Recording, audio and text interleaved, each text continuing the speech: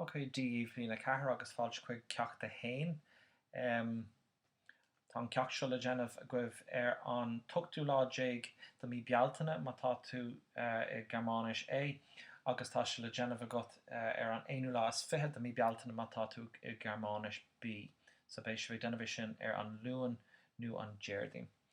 So tá gá slucht nó gá alt le léamh a gcuin, agus tána ceis na gcuin ar an bhurm darnói. So an cé ceis, cad nar hatan leis an scéalaí faoin na bhaile nua. So tá sé tar éis boga agus tá órasán nua aige agus ag an chlán. So cad nach tatan leis céim fá gur fua leis é.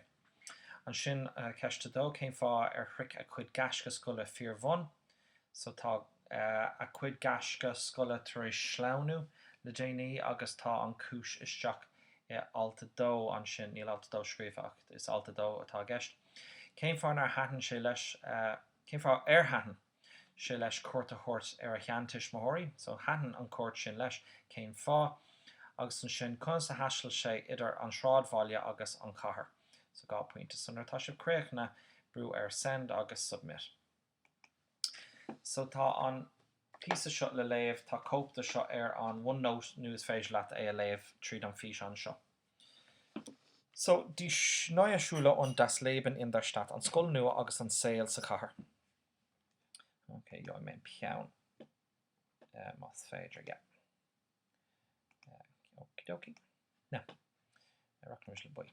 So in der Stadt wohnten, so neim se katja, wohnten sie, so chonig schied, in einer kleinen Zweizimmerwohnung. So Savalia, wie Koni Urhu, e Orasán Wohnung, le Zweizimmer, le gá siomra, a wie klein, biog. So e Wohnung, e Orasán biog, le gá siomra lappa.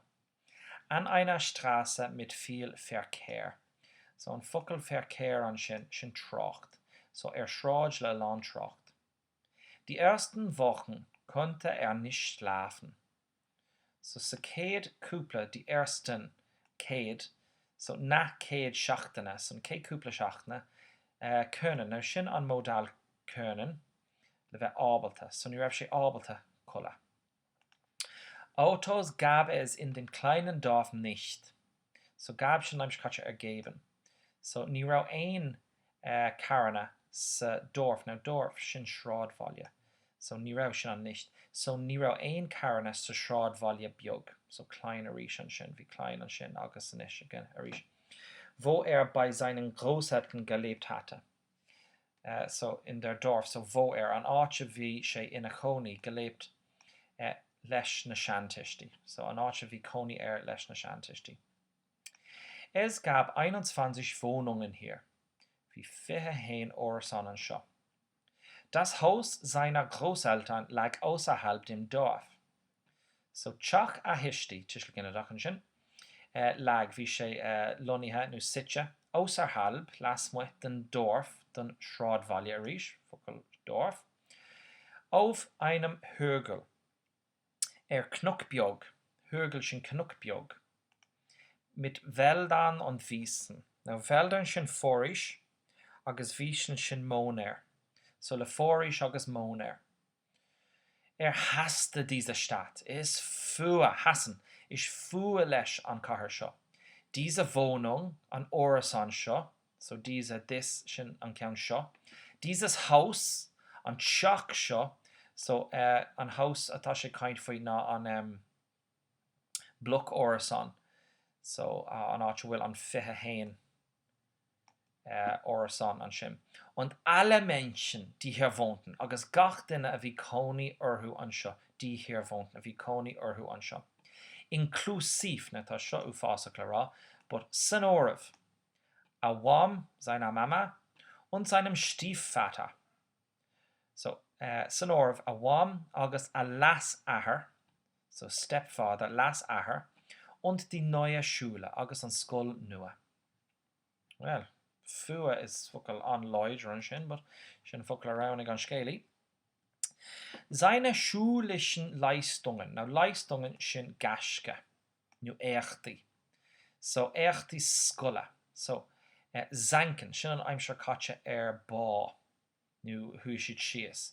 So, hui a gasca scola síos, nu bá siad, bá a gasca scola go dtí tífpunkt. So tífpunkt sin an fearmhon, agus fearmhon sin an gaeilge rock bottom.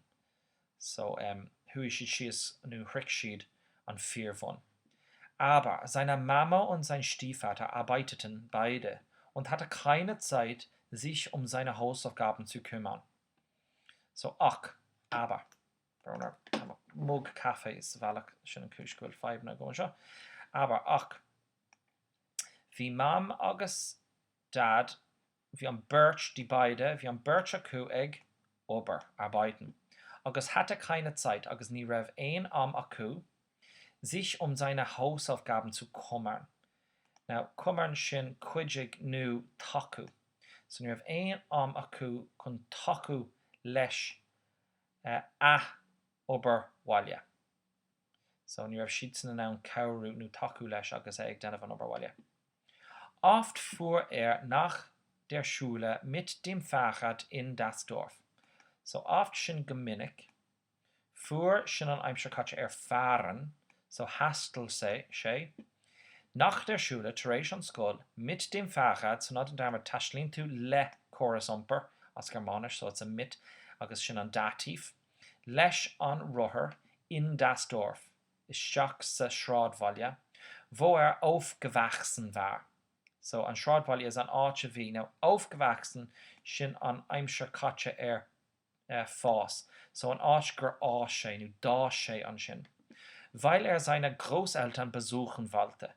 Tush go raibh sé ag éirí besuchen sin cuairt a thabhairt. Tush go raibh sé ag éirí cuairt a thabhairt ag seantistí. Dort fühlte sich mehr zu Hause. An sin bhuaigh sé níos mó sa bhaile als in der Stadt, ná sa chathair. So nuair bhí sé sa dort sin an sin. So nuair bhí sé an sin bhuaigh sé níos mó sa bhaile zu Hause als in der Stadt, ná sa chathair. Nur die Heimfahrt war danach immer schwer.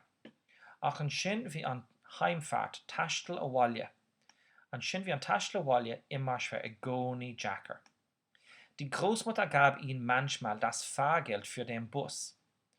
Geminnig hog geben san aimsir caite arís, look á bhí sé hús an seo. Hug an mamo,